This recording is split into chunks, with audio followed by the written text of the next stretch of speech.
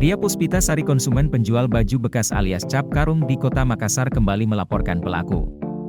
Hal itu buntut dari adanya laporan balik yang dibuat pelaku yang saat ini sementara ditahan di Polrestabes Makassar.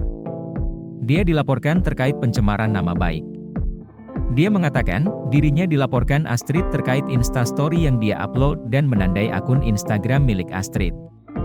Selain itu, juga terkait kronologi kejadian yang dia jelaskan melalui Instagram miliknya.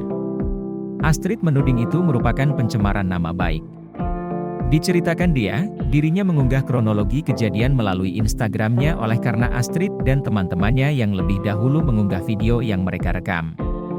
Tidak terima dengan laporan yang dibuat Astrid, dia pun kembali membuat laporan. Sama dengan yang dilaporkan Astrid, terkait UIT.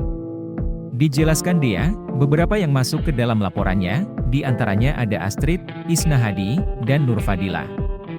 Dia berharap, semua yang terlibat atas dirinya diberikan hukuman yang setimpal atas perbuatannya.